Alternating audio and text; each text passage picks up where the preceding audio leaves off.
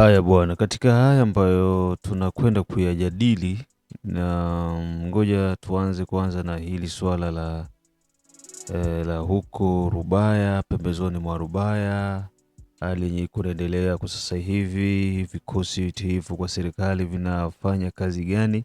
Kisha tuje tuzungumzie hili swala la Komandare Jean James Fikadui na pia swala la James Kabarebe.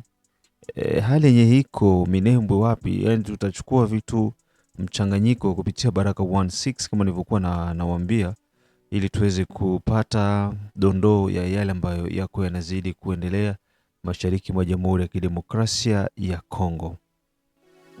Najua sometimes kuna ugumu fulani hivi wa watu kufanya baadhi ya vitu ambavyo viko vina umuhimu kwa upande mmoja, na kwa upande mwingine pia unagundua kwamba kuna utofauti vile vile ambao unatakiwa uweze kufanyika hapa kati. Sasa Rubaya, hali inaonekana kuendelea kuwa tulivu kwa upande wa vikosi tiifu kwa serikali. Wale ambao wamefuata taarifa zetu za habari za moto asubuhi, amka na Baraka1 TV, kulingana na tetesi za kutoka kwenye uwanja wa mapigano, baada ya mapigano ambayo yamefanyika, mapigano makali tokea tarehe 23, 24, 25, leo tupo tarehe 26. FRDC wazalendo wako wanaonesha nguvu kwa upande wa Rubaya kuzidi kwa advance kufuata Rubaya, huku M23 wakitoa vikosi vyao sehemu mbalimbali, wanawatoa Kichanga, wanawatoa Ruchuru, wanatoka Goma, wanatoka Bukavu, wengine wanatoka Rwanda, wote wanakwenda kuramforce wapi? Rubaya. Kwa sababu pale Rubaya ni tuseme ni kapitali ya dhahabu yenye thamani kubwa Kolta. Unaona? Sasa ili kuweza kujilimbikizia na wakipoteza point strategiki kama ya Rubaya, inakuwa ni hatari kubwa kwa M23. Pale ndiko wana exploit na wanapata fedha nyingi, na hivyo pale itakuwa nipige nikupige. Ni sawa na Minembwe. Unaona? Ni sawa na Minembwe. Wakipoteza Minembwe, wanapoteza point moja muhimu sana tena kubwa. Donc watakuwa hawana pa kukamatia. Unaona? Yaani Minembwe ndo roho. Wakipoteza Minembwe, wanapoteza Rubaya, ina maana roho zao mbili zinapotea. Minembwe ni point strategic kiasi gani? Inapandilia kwa juu kiasi kwamba ina uwezo wa kualimante chini.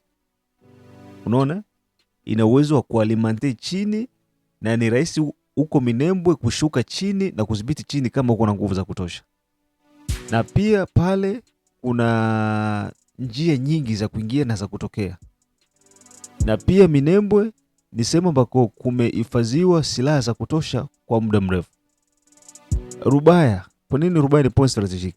Kuna chimbika dhahabu ambazo madini ambayo yanatumika na yenye thamani kubwa duniani. Viongozi mbalimbali wanatumia nafasi hiyo kujinufaisha kwa madini ya pale. Aya, sikiza kauli ambayo Thabo Mbeki aliweza kuzungumza wiki ambayo imeisha. Anasema kwamba tatizo la Kongo ni la Wakongomani.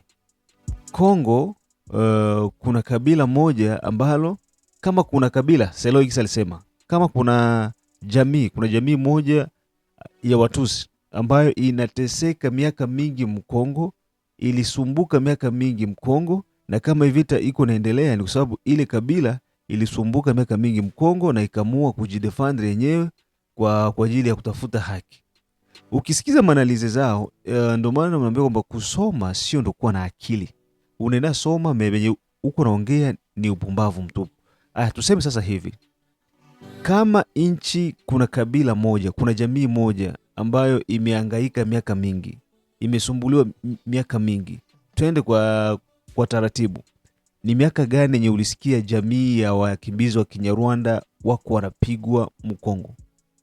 Kama hii xenofobia nyingi zinafanyika South Africa za kuwapiga watu ambao ni raia wa nchi zingine na kuwafukuza mali zao, kunyang'anywa kila kitu, kuwatesa tena hadharani, na huko akiwa wana filme. Unaona?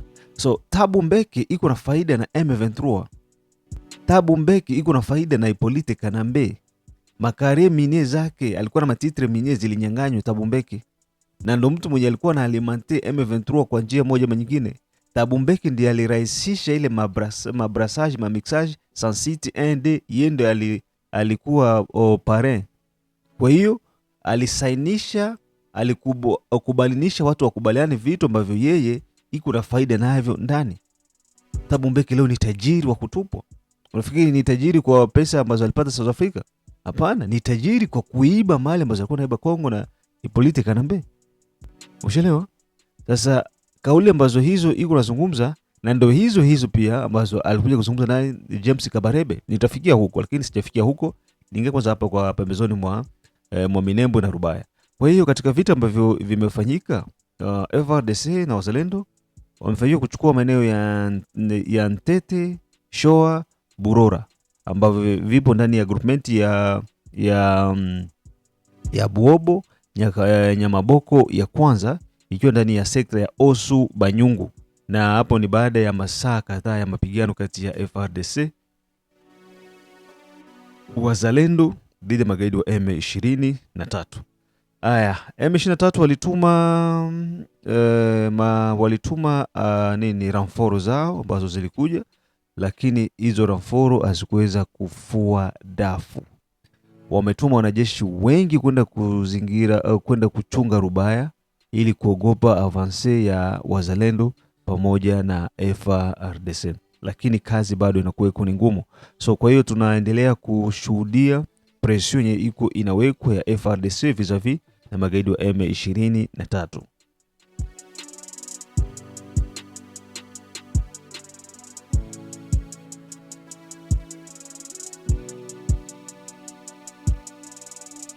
Aya,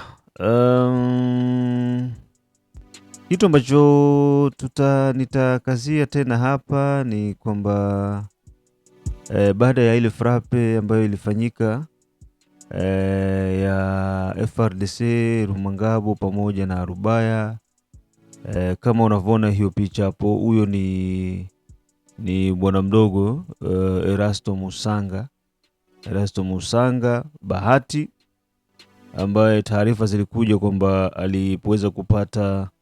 aliweza kupoteza maisha baada ya ile frappe, lakini ni taarifa ambazo zilikuwa hazina uhakika ndani yake. Tunaendelea kutoa tu tahadhari kwa kutokuwa na fuatilia habari ambazo sio sahihi, habari za uongo, kwa sababu zinakuwa hazitujengi. Unaona, kufanya propaganda ya uongo yenye haina faida kwetu ni hasara.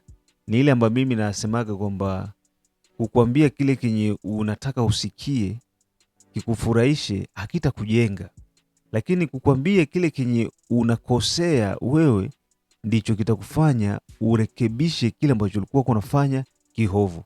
Lakini nikikusifia kwa kusema bwana wewe ni hodari, wakati unaonekana dhahiri kwamba wewe sio hodari, ni kazi bure. Hatusitangaza Erasto Bate Musanga alikuwa frappe nini. No. Eske ni kweli?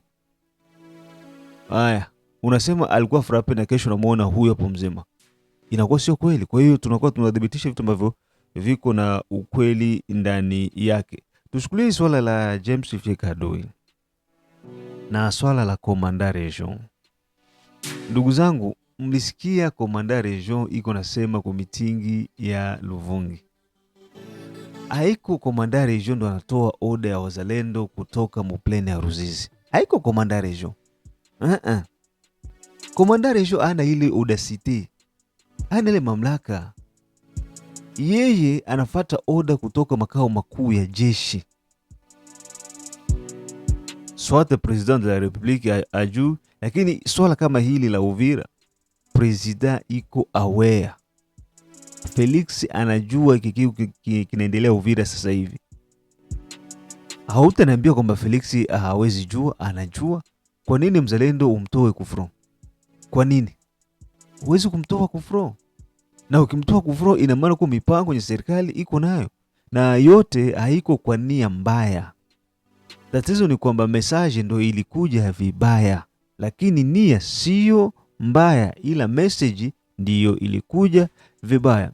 Baada ya hizo message za James F. Kadui kuweza kureplicate vis-a-vis na Commandant Region, James F. Kadui anakuwa suspendi kama vile porte parole wa wazalendo kupitia unité special. Sasa inakuwa iko na ukakasi kidogo, kwa sababu ni taarifa ambazo zimekuja kwenye mitandao ya kijamii. Barua inazunguruka, inaonyesha ni barua kutoka kwa kamanda Ngoma Nzito.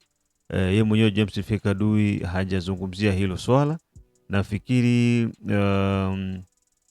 tutapata nafasi ya kuweza kumsikiliza, tutazungumza naye, ikiwezekana hata kama atakuwa yuko vizuri tutasikia, je, anazungumziaje kitendo cha yeye kuweza kupata pingamizi kuondolewa kama vile msemaji wa unité special ya wazalendo.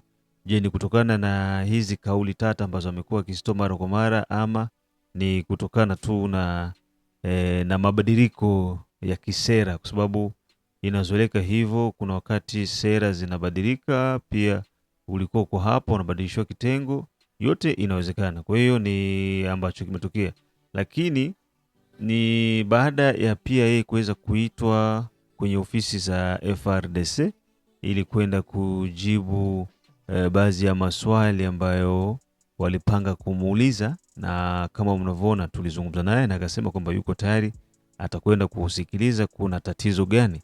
Nafikiri alikwenda, na baadaye kilichofuata ndio hicho ambacho kimetokea. Kwa hiyo kuanzia sasa hivi, kutokana na barua ya Ngoma Nzito, ni kwamba James F. Kadui haiko tena porte parole wa unité speciale ya wazalendo.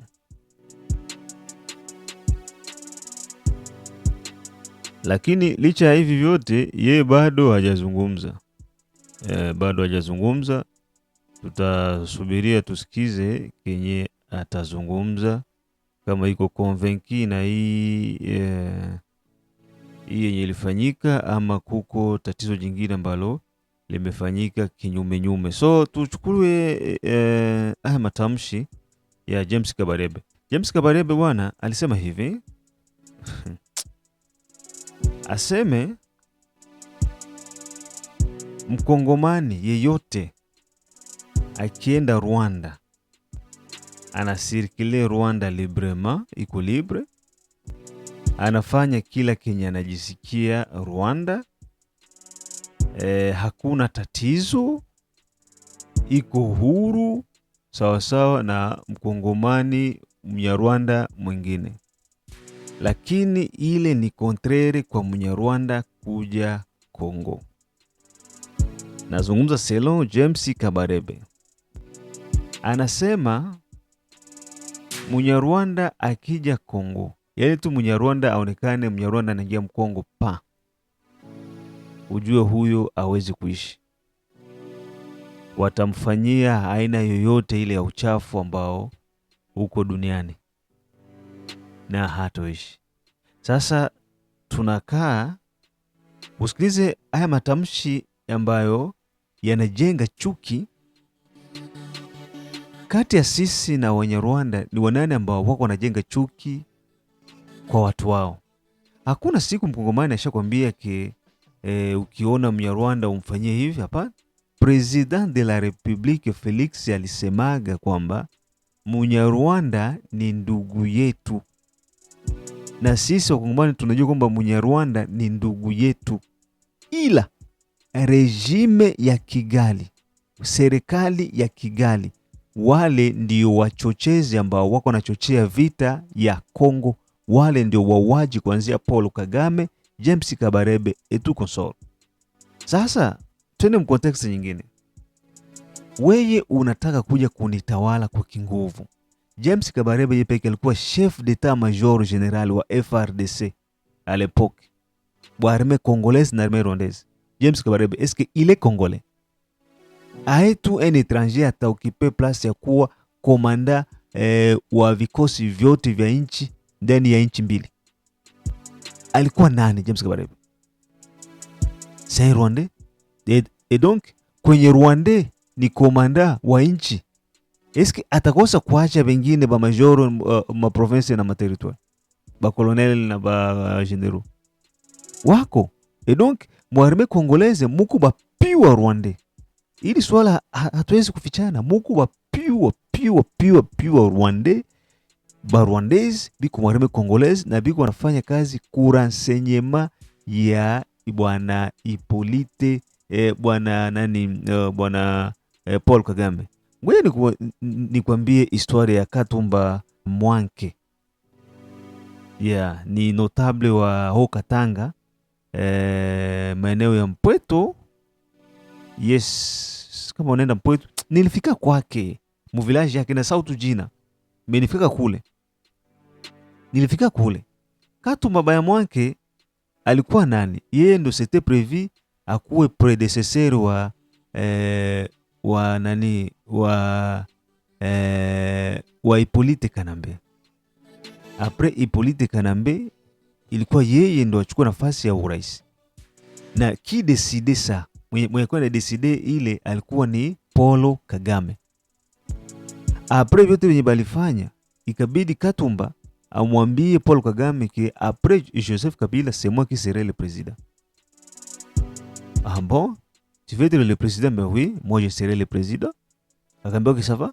Ngoja amalize manda yake. Wakati wanaenda, message ikatoka kwa Katumba kwa Paul Kagame mpaka kumfikia Kabila. Akamwambia ndugu yenu kule iko na ambition za kuwa president. Aseme ndio hivyo. Okay, ça va. Après 2006 tunaenda, siku zinakaribia, Kagame akamuita Katumba. Bwana njoo, embu tuambie bado ungali na ile ambition zako za kuwa president de la Republique ama ushachana na ile ambition? Akamwambia bado niko na ile mawazo ya kuwa president. Kwa hiyo tunasubiria tu wanatoke na mimi nichukue nafasi yake. Yeye akamwambia, Kagame akamwambia, sasa sikiliza, ili kuwa president inabidi uzungumze na Hippolyte Kanambe, mkubaliane gisi mtaachana madaraka. Kumbe Kanambe iko mshambre mule ndani Kigali. Sasa alitoka kusalo, ukiona iko pale. Bali muelimine sur place pale. Sawa? Bali muelimine sur place. Maiti yake wakakamata wakatia avio ya Moise Katumbi. Ndio wanaleta kwenda kwa aeroport ya Luano, wanafanyisha manevre zao, waseme crash d'avion, avion ilipata moto, tusa bamatata mponyo. Biko ndani hapa nani ase gouverneur wa Sud Kivu, huyu Chishambo na wengine. Asema natoka na mablessure, mabandaje wanafungwa kibalumia. Kumbe c'était un plan, un coup monté. Bakamua mtu wa watu hivyo. Unaona? Donc mwenye iko na decide juu ya Bakongole, sora Bakongole ni Rwanda. Kisha unataka mtu kama huyo sisi tumpende. Mtu kama huyo sisi tumpigie mikono, tumfurahie, tumabudu. Uko na toute une nation uko naitia mu mikono yako, kenye wewe unataka kifanyike, ndio kifanyike kwa nchi ambayo sio ya kwako. Sasa c'est fort impossible. Kisha unaenda unatangaza mabaya kwamba si Bakongole tuko watu wabaya vis-a-vis na Wanyarwanda. Mkongomani hajawahi kuwa na shida na Mnyarwanda. Tumekaa na Wanyarwanda miaka mingi. Sisi tuko watu ambao tuko très honnête. Tulifungua mipaka yetu na tuko peuple nyiko hospitalier. Tulifungua mipaka yetu kwa Rwanda wakati wa vita, tukawapokea. Me erreur nye ilifanyikaka ni ile corruption na ile non-gérance ya ba politicien yetu na akili ya kipumbavu. Refugee anakuya kisha mnabacha pele mele. Wanakuwa nachukua makarte d'identité, wanakuwa nafanya nini? Mnabacha. Wakati watu walikimbia mnaona sisi Tanzania, wakimbizi wote walikusanywa wote sehemu moja. Wakaenda wakawekwa wote fasi moja. Na Kigoma yenyewe ilipokea wakimbizi. Muko wa Bembe Kigoma, muko wa Fuliru Kigoma, muko wa nani wa Manyema Kigoma. Lakini uko Mubembe wa Kongo na Mubembe wa Tanzania deja mko tofauti pale. Yule ni raia wa Tanzania, ni mbembe wa Tanzania na huko mbembe wa Kongo, na hata kibembe chenu pia kiko na tofauti ndani yake kidogo. Kwa hiyo hauwezi kupretend kwamba unajua niko mbembe wa Kongo, kwa hiyo niko Tanzania na usisiki niko mbembe hapa pia. Lazima tu utaonekana huko na tofauti, na sheria na kanuni na taratibu zitachukua nafasi yake. Kwa hiyo wakimbizi wote waliwekwa sehemu moja na wakahifadhiwa sehemu moja, na mpaka leo kuna mahala maalum pa wakimbizi ambao hawezi kudeclare kwamba ni raia. Lakini sisi huku kwenye Rwanda waliingia tukawacha pele mbele, wanazunguruka na mangombe zao, wanaenda wanakulisha mangombe zao kote kwenye, wanafika wanajiinstall, hata kama iko na karatasi kwamba mimi ni mkulima, mimi ni mfugaji, sawa, ni refugee nimeingia. Ndio hii tena dosenye imeingia kule maotu wele na mabazu wele ya mambororo hivi. Mbororo wanaingia na mangombe, wanasema ke tutaba identifier tout ça, mais un peuple pasteur leo iko hapa, kesho iko pale, atazaa hapa, atazaa kule, atazaa kule, atazaa kule, watoto wanabaki. Watoto wakibaki kesho wanadeclare kwamba ni Bakongole. Les mêmes erreurs produisent les mêmes effets. Kwa hiyo ni uzembe wetu ambao sisi tumeufanya, na huu uzembe ambao tunafanya ni viongozi kutokana na kutokuwa makini na kupenda vya kupewa, kupendwa rushwa, madaraka.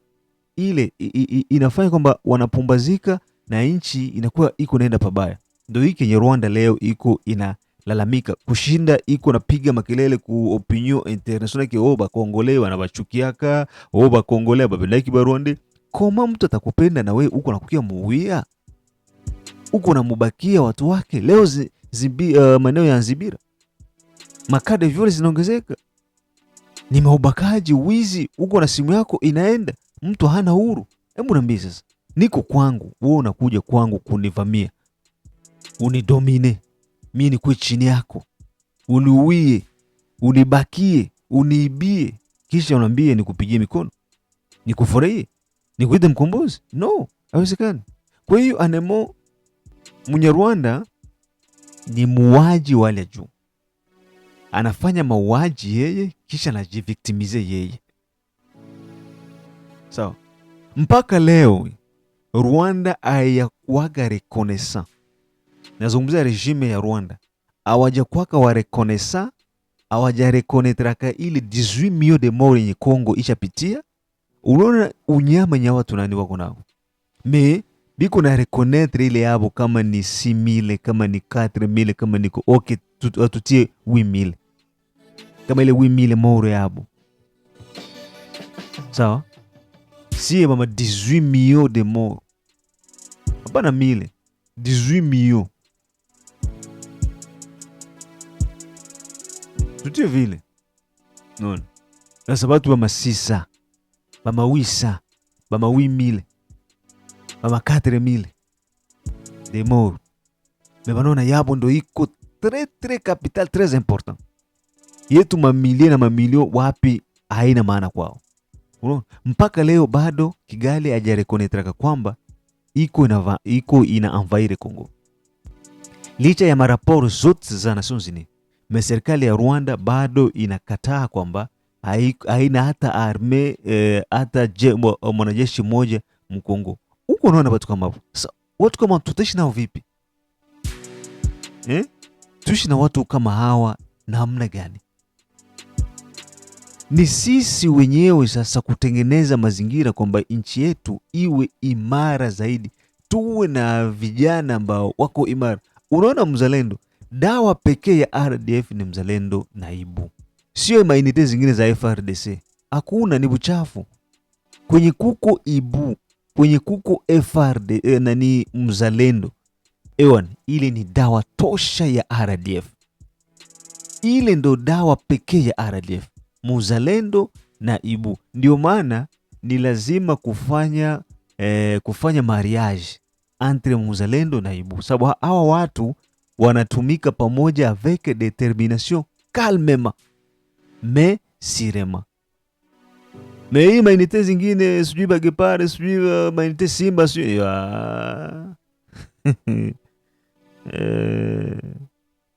akisikia tu mifiatu. Lakini kwenye ibu iko na mzalendo iko ni kazi ambayo inaleta matunda. Ndio maana ndugu zangu, kinachotoweka akilini ni kwamba licha ya kauli zote mbovu ambazo Rwanda inatoa, lakini Kongo haijawahi kuwa na tatizo lolote lile na Rwanda, lakini Rwanda ndiye analeta matatizo nchini Jamhuri ya Kidemokrasia ya Kongo. Tukutane majira ya saa 9 kupitia kipindi cha habari na maelezo. Mimi ni ndugu yako Rajab Akili Kabonga. Bye bye.